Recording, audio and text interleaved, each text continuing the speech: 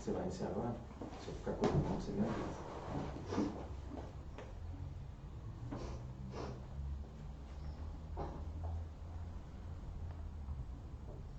Bom dia, graça e paz do Senhor Jesus. É uma alegria muito grande podermos estar aqui novamente com a nossa escola bíblica online. Pois é, então eu quero já avisar você, como de costume, você vai aí provavelmente... Eu quero dizer, estou aqui para dizer que estou com saudade das minhas ovelhas, da igreja. Temos estado com algumas pessoas, alguns irmãos no dia a dia, mas muitos nós estamos sentindo falta, principalmente das crianças, a qual eu gosto tanto das crianças, dos velhinhos, que eu gosto tanto também, não que dos outros, né, mas a gente tem um carinho especial, um apego especial às crianças e os vovós, não é? Estamos com saudade de vocês. Achávamos que seria alguns dias, mas já está passando de um mês e a previsão nós não sabemos ainda quando voltamos. Tanto é que nós não realizamos ceia nesse mês, porque para mim não tem sentido. Ceia é comunhão, é estar junto, é partilhar o mesmo pão, e nós não podemos estar juntos para comermos juntos, não é verdade, amados? Mas eu quero deixar uma palavra a vocês que nós estamos orando, estamos aí visitando todos aqueles que o pastor não está, como dizem, de quarentena. O pastor tem estado fazendo visitas, tem estado na casa de alguns irmãos aí, só não queremos ser inconveniente na sua casa, talvez você esteja de quarentena, e nós respeitamos você. Mas nós estamos com a igreja mais do que aberta, todos os dias. É isso que eu quero dizer. Nós estamos mais do que aberta todos os dias, de segunda a sábado ou domingo. Nós estamos aí a partir das 8 da manhã. Nós temos uma equipe aqui na igreja. A igreja está de portas abertas. Uma equipe de psicólogos, advogados, assistente social para orientar vocês em tudo que vocês precisarem. Na área espiritual, na área da saúde. É o Ministério Gilead, sob comando do irmão Rodney, né? Ele está aí comandando esse ministério para o pastor nessa fase. E você pode procurar, irmãos, a igreja não está fechada, você não está proibido de vir à igreja. Vem matar a saudade, nós não podemos aglomerar pessoas. Sim. Mas 10 pessoas, se tiver 3, 4, vem aqui bater um papo com a gente. Estamos aqui esperando você para bater um papo, para orarmos junto, para compartilharmos bênção e também problemas, irmãos. Não é só bênção, nós não vemos só de bênção, nós temos problemas também. E queremos compartilhar, queremos te ajudar. Então venha, né? Aqui, esteja e vem tomar um café com a gente. Será um prazer, irmãos. Nós temos encontrado algumas pessoas na rua e eles, saudade, pastor, saudade da igreja, saudade dos irmãos. E isso é muito bom, porque a palavra de Deus diz lá no livro de Atos, quando começou a igreja, que eles estavam juntos todos os dias, irmãos. Igreja é isto, igreja está junto todos os dias. Nós não tínhamos essa oportunidade, mas aos domingos nós estávamos juntos. Então não podemos perder este valor da igreja. Hoje, com essa quarentena, nós temos tido a oportunidade de vermos mensagens. Surgiram muitos pregadores, até que no nosso meio, pregadoras. Sim. Nós temos aí muitos pregadores e muito bom. Então a ênfase da igreja, que você aprenda, não são os pregadores, é a comunhão, é a unidade, é o partir o pão. É isso que é importante numa comunidade.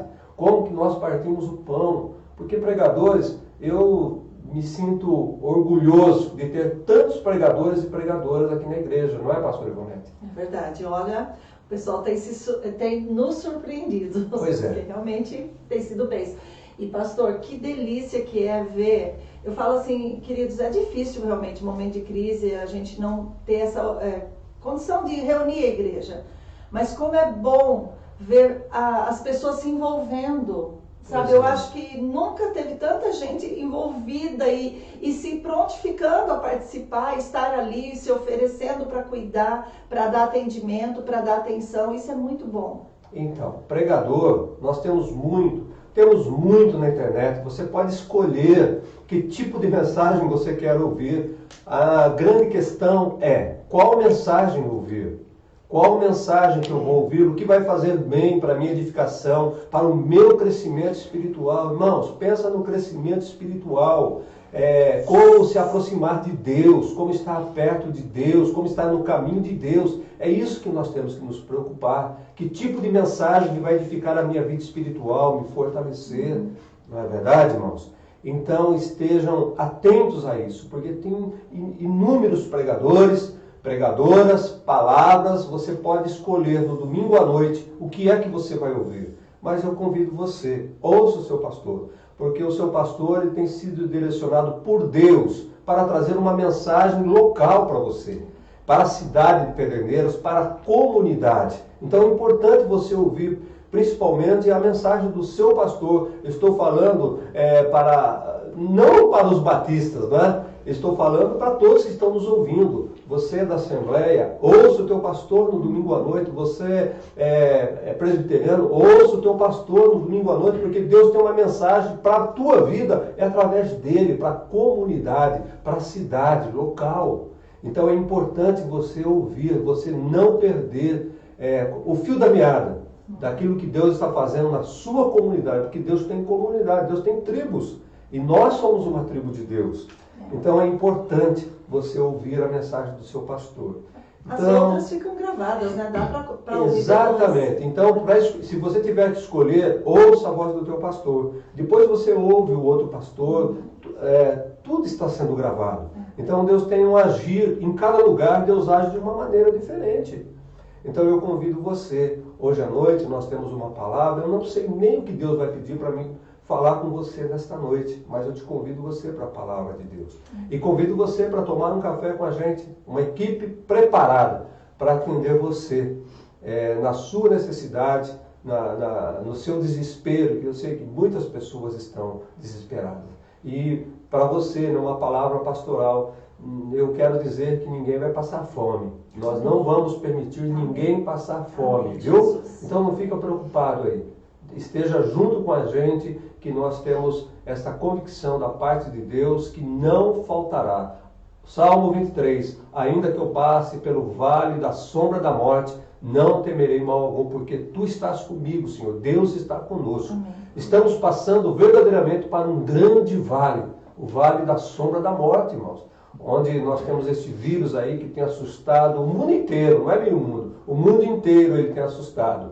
Mas acredite em Deus, ainda que eu passe, 1000 cairão ao meu lado, 10.000 à minha direita, mas eu não sou atingido. Por quê? A palavra de Deus nos diz isso. E eu tenho que crer, é hora de crer, é hora de mostrar que sou crente, não apenas num culto de domingo à noite, mas no meu dia a dia.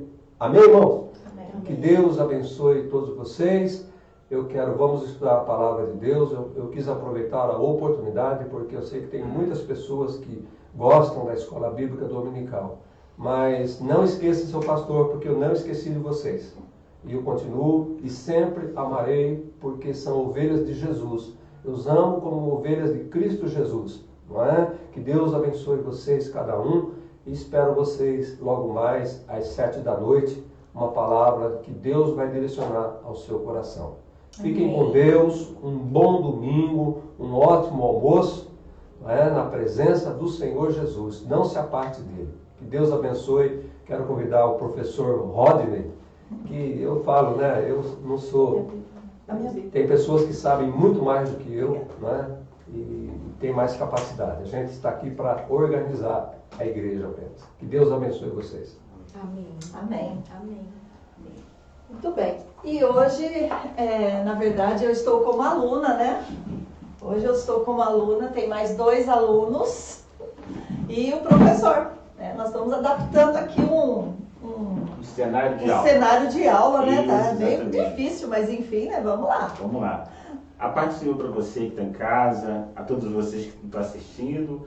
aos alunos aqui dessa classe linda, que são representantes dos alunos da nossa classe, e belas representação vocês aqui. É porque a classe toda, quando se junta, é tudo lindo assim. É tudo lindo, então a gente chama a representação linda do que a classe da Escola Bíblica Dominical da Igreja de Pederneira. E, pastor, é um prazer novamente estar com todos vocês aqui, falando a respeito de Deus e dando uma palavra muito especial a respeito desses momentos que a gente vive, né? Sim. Esses momentos que a gente vive. E hoje nós vamos falar, pastor, a respeito de um episódio na Bíblia em que há uma guerra, mas uma guerra em que não é colocado uma única flecha.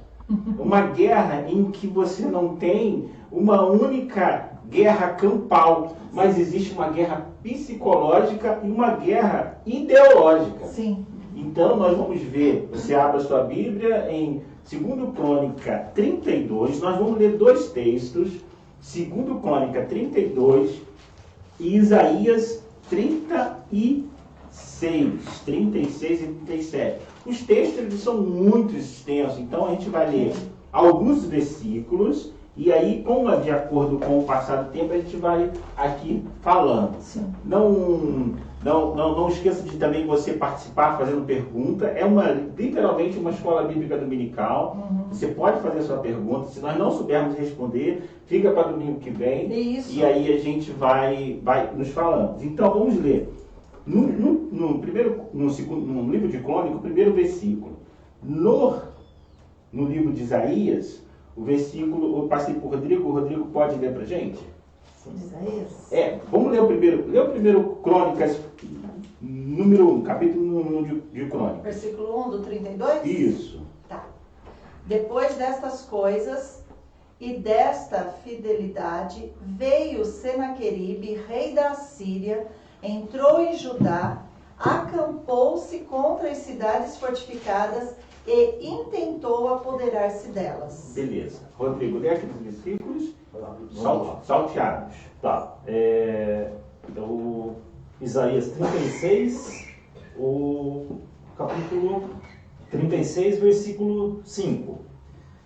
Você diz que tem estratégia e força militar, mas não passam de palavras vãs, em que você confia para rebelar-se contra mim. O 6. Pois veja, agora você está confiando no Egito, aquela cana esmagada, que fura a mão de quem nela se apoia.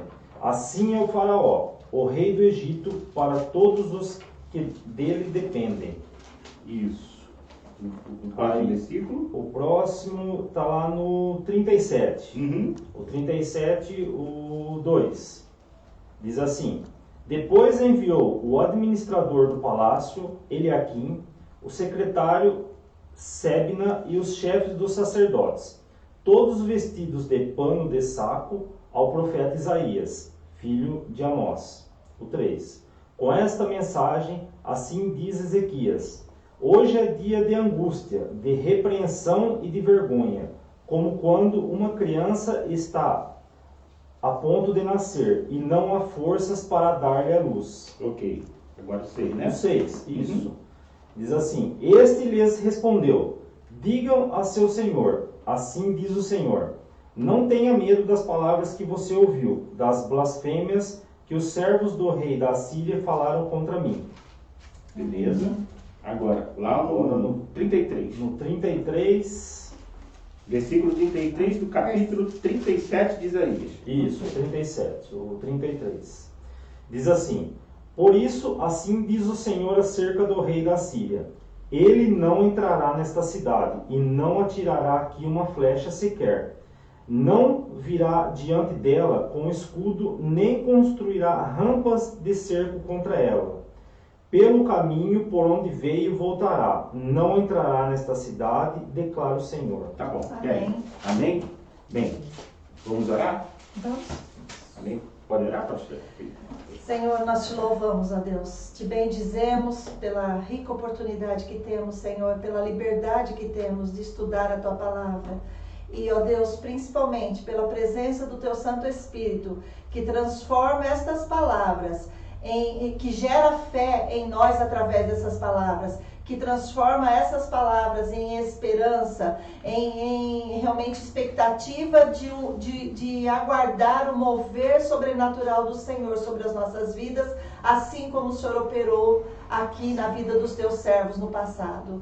Deus, nós te louvamos por cada vida que está nos acompanhando. O Senhor conhece a história de cada um e que também tudo que for dito aqui possa ser motivação para renovar a fé, para renovar a esperança no coração. E sabendo que o Senhor atua, que o Senhor age, que o Senhor transforma momentos de crise em grandes oportunidades para crescimento e para manifestação do teu poder. Nós te pedimos, nos abençoe e nos direcione, em nome de Jesus. Amém. Amém. Amém. Bem, o texto que nós lemos, e eu gostaria só de dar uma introdução histórica, para a gente chegar até o momento, para que a gente venha entender o que está acontecendo aqui. Nesse exato momento, o Império Assírio ele está dominando praticamente todo o mundo, é um império grande. E ele já havia, 8 anos atrás desse momento, e até um texto que a gente leu anteriormente, que fala a respeito lá em que havia uma escassez, e a mulher dividiu o filho, havia fome, daquele texto. O Império Assírio, ele já tinha dominado Samaria. Lembrando que havia uma divisão do reino original, desde a divisão de Salomão, em que houve a tribo do norte e a tribo do sul, em que na tribo do norte era Samaria, e aí houve a conquista do povo assírio sobre Samaria, e agora nós estamos vendo a mesma intenção de conquista sobre a tribo do sul, que é Jerusalém. Exato. Só que tem que os resultados aqui são diferentes. E aí já vai um gancho do primeiro versículo que o Rodrigo leu, vamos abrir lá em 2 Crônica 32, que tem um detalhe nesse versículo aí que é muito importante, que ele fala sobre a fidelidade desse rei. Ele fala, depois dessas coisas, lê o primeiro versículo, o 32:1.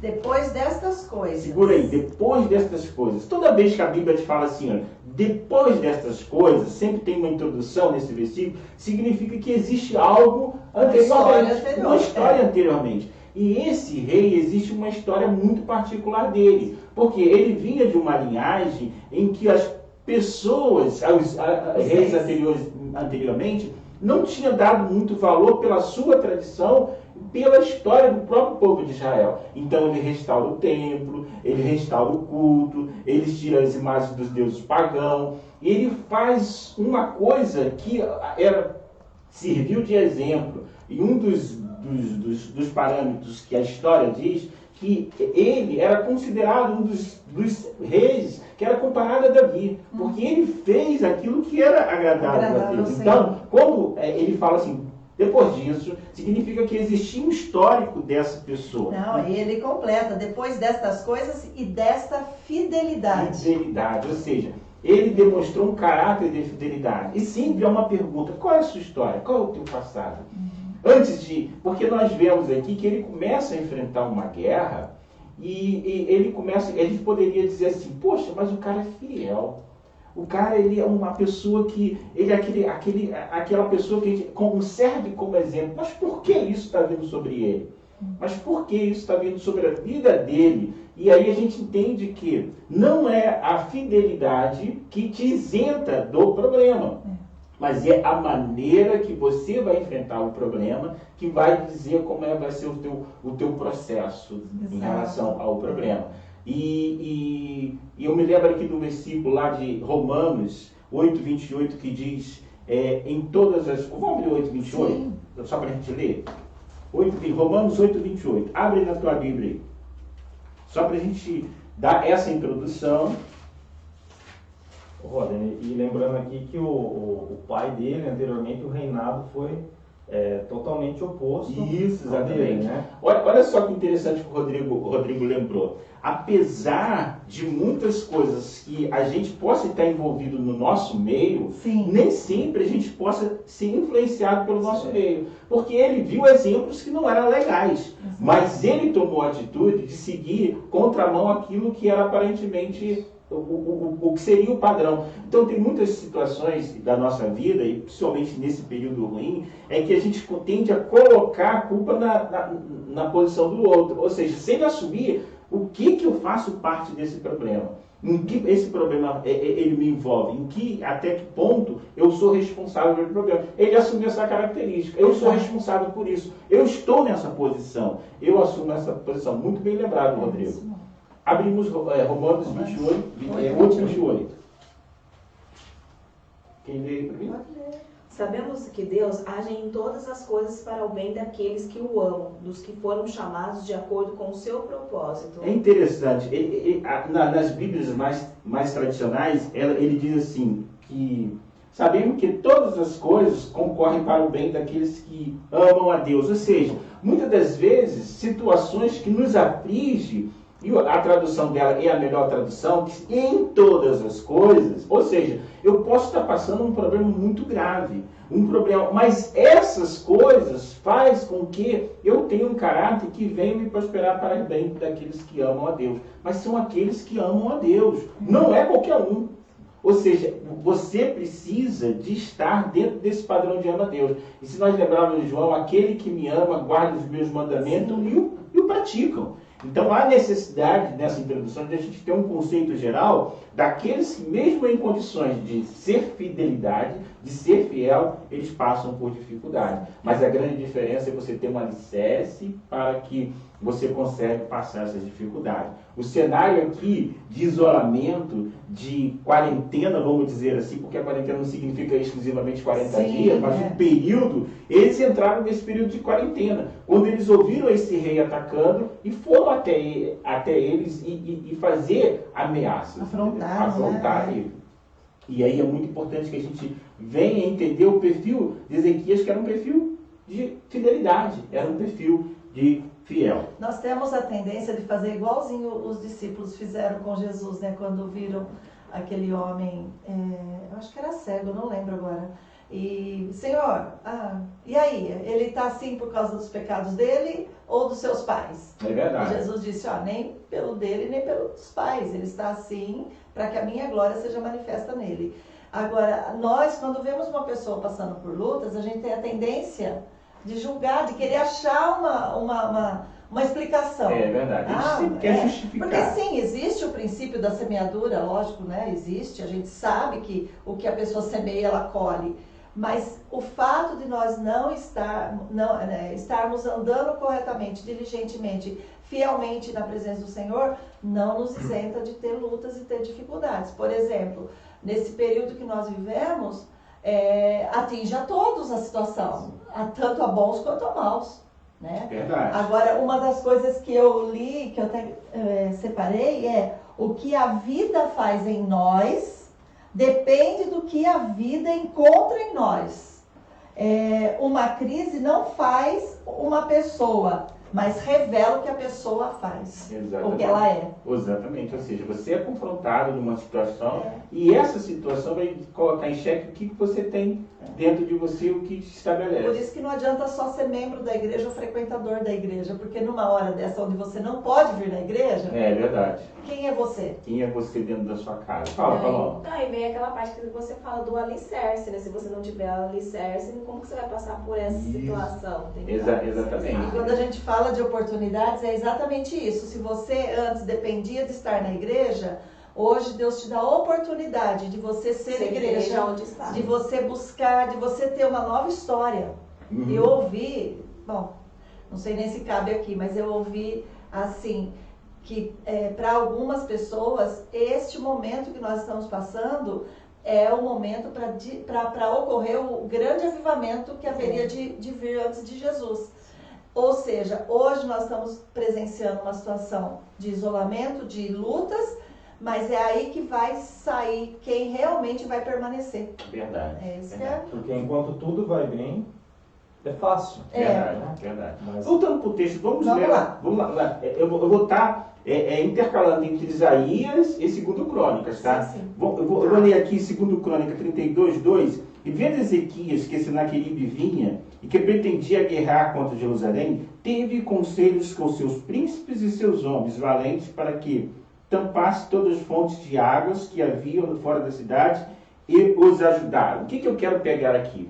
Quando nós estamos em situações de dificuldade, a gente tende a se sucumbir em tomar decisões sozinho. E ele aqui, ele faz uma coisa tremenda, ele pede conselhos, ele compartilha. E eu sempre falo o seguinte, quando você está diante de situações que te afligem, que você tem que tomar decisão, procure um amigo, procure alguém de confiança, procure alguém que te dê uma orientação, um conselho. E ele dá claramente aqui, ele procura o conselho dos seus príncipes e dos seus homens de confiança. Sim. Quanto muitos de nós, às vezes, não temos um amigo, não temos uma pessoa que diante desse momento de indecisão, nós tentamos tomar decisões sozinhos.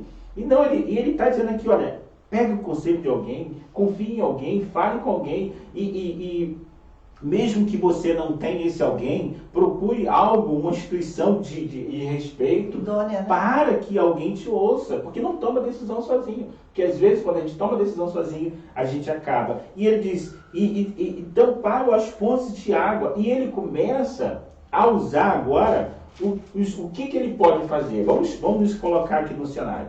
Ele recebe uma ameaça, ele recebe uma ameaça de guerra. E agora, o que ele tende a fazer? Ele tende a fazer assim, o que eu vou fazer? Eu peço conselhos dos meus conselheiros, e aí ele começa a ter ação em relação ao problema. Ele não fica parado. Sim. Ele entende que, estrategicamente, ele confia no Deus que possa livrá-lo, mas ele começa a ter ações. O que ele faz? Ele tampa a fonte de água, que é do lado de fora da cidade, para que eles cavam um túnel, para que essa água vá em direção única e exclusivamente para alimentar a cidade. Então, ele não fica parado. Sim. É muito importante isso, de que a gente, diante de crise, a gente tem que estagnar, porque Deus vai resolver o meu problema. Deus vai resolver o problema no momento em que você não consegue ter ação. E você vê que naquele tempo eles já usavam as estratégias de engenharia, né? Porque eles fizeram ali uma canalização que não faltou água para o povo deles.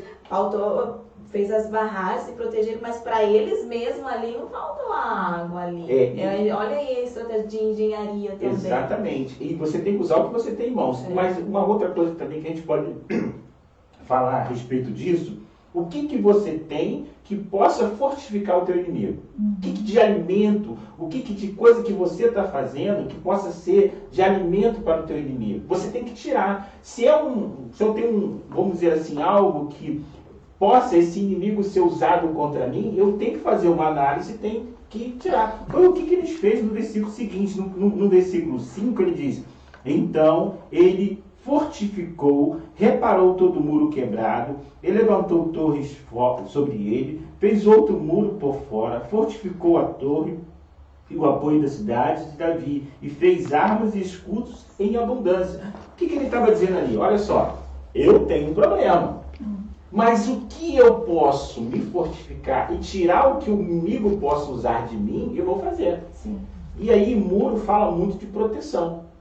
Muro, muitas das vezes, fala da nossa vida, que tem muitos muros da nossa vida, muita brecha, e que muitas das coisas o inimigo ele vai usar isso para atingir sua vida. Então ele entende, primeira coisa, ele pede conselho. Segundo, ele pega esses conselhos e começa a tomar atitude de engenharia, de fazer tudo. E olha que essa parada não durou um mês não, 40 dias não, durou ano. A história diz que aproximadamente dura 3 anos esse cerco, essa quarentena. Então eles tinham que se estruturar. Mas nessa quarentena era muita falácia. O rei, ele sabia, ele já tinha conquistado, 46 cidades ao seu redor.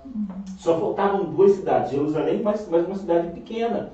Então o rei, ele tinha todo esse poderio ao seu favor. Os assírios, eles dominavam tudo. Então ele sabia que mais cedo ou mais tarde, dentro da ideia do rei, eles iam conquistar aquela cidade. Porém existia ali um diferencial, alguém que entendia quem era Deus, alguém que conhecia, alguém que tomava atitude em relação a Deus. A importância desse alguém ser o representante do povo, né? Exatamente. Porque é nisso que a gente fala, como que é importante orar pelas autoridades, orar pelos que estão à frente, porque uma palavra deles representa bênção ou maldição sobre todo um povo, sobre toda uma comunidade. Isso é muito sério. É verdade, é verdade. E essa questão de autoavaliar-se, né? Isso é muito importante.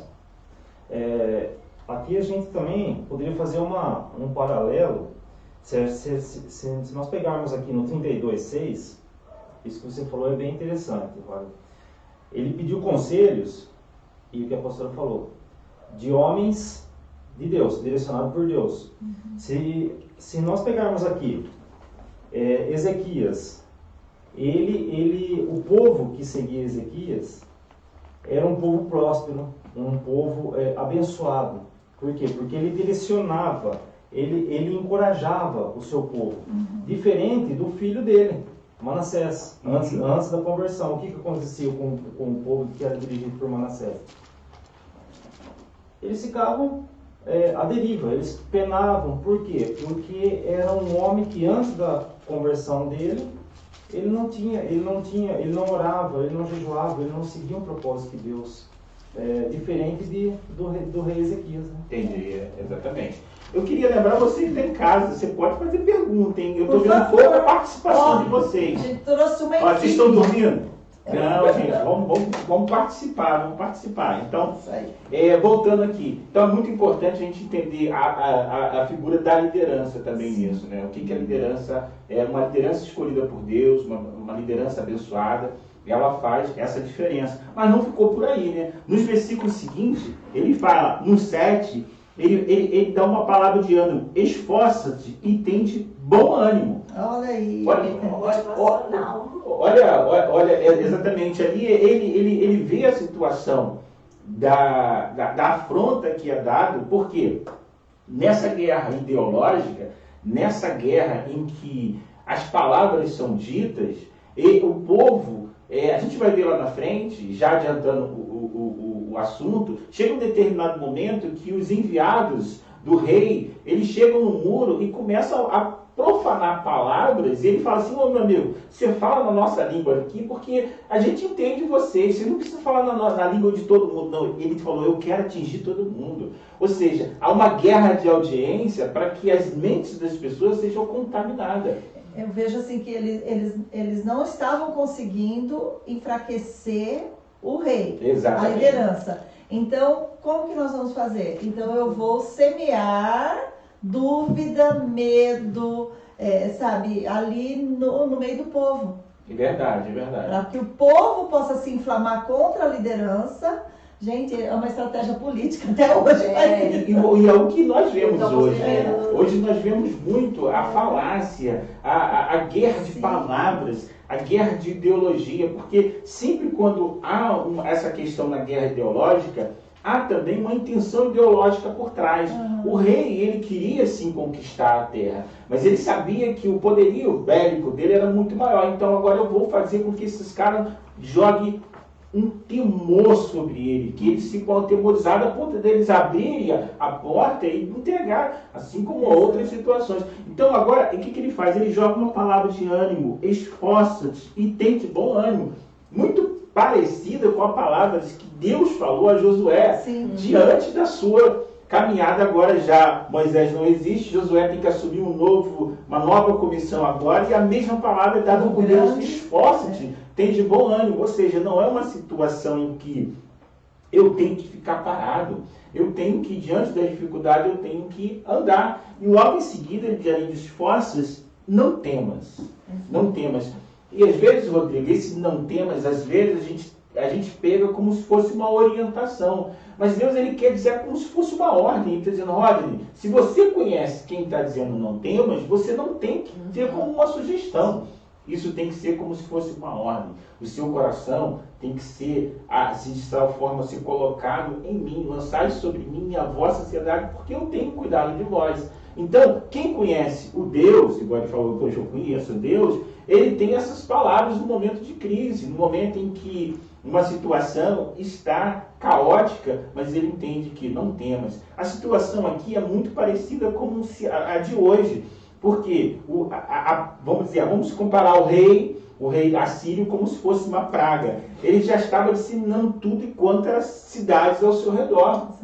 Mas ele cria que naquela cidade não iria acontecer com ele. É a mesma coisa quando a gente crê no nosso povo, na nossa família. Ou seja, o cenário, o Ibope, a Rede Globo, vamos dizer assim, ela pode dizer tudo ao contrário, mas eu creio que é diferente. Exato. E aí começa a fé improvável, a fé do impossível, não a fé lógica, a fé daquilo que é sobrenatural. Eu creio que essa situação vai ser passada e eu não vou ser atingido, porque 1000 cairão ao meu lado, no jeito direito, mas eu não serei atingido. Por quê? Porque eu estou no centro. Porque também não adianta a gente dizer o Salmo 91 se eu não estiver no centro Não da adianta vontade de Deus. recitar, não adianta. Não adianta recitar.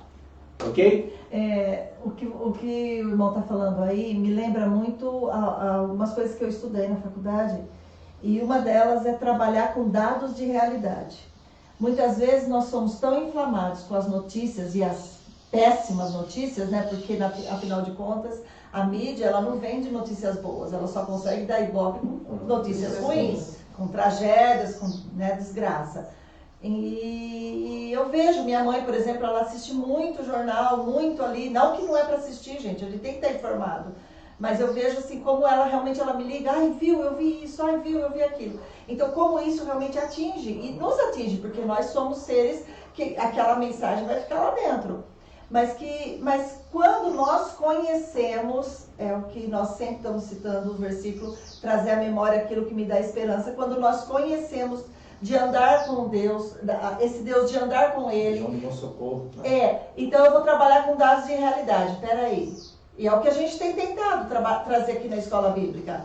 Mostrar as crises e mostrar como Deus sempre agiu nas crises. Então eu tenho que trazer para a minha vida, pera lá. Eu sei, a tragédia está ali, a peste está aí, a situação está aí, mas peraí, eu tenho que trabalhar. O que é que eu já passei e como que Deus agiu? É verdade. Então, é provável? É provável. É possível? É possível. Mas qual a probabilidade disso vir a acontecer comigo? Se o mesmo Deus que me guardou até aqui, Ele também pode me guardar. Agora, e se isso vier a acontecer? Deus me deu alguma palavra de que é o fim? Ou eu vou passar pela situação até talvez ter um problema desse, mas sobreviver, estar andando e caminhando e passar por ele. Então, a gente trabalha com dados de realidade. Eu trago à memória aquelas coisas que já aconteceu para eu poder ter coragem, gerar coragem e fé em mim, para eu poder suportar o que há de vir. E aí é aquilo, você lendo o texto aqui do que o rei falou, né? Vamos, coragem, esforça-te, olha. Eu vi o pastor, o que ele fez aqui agora no começo, né? Ele fez exatamente isso. Eu creio, ninguém vai passar fome, eu creio, sabe?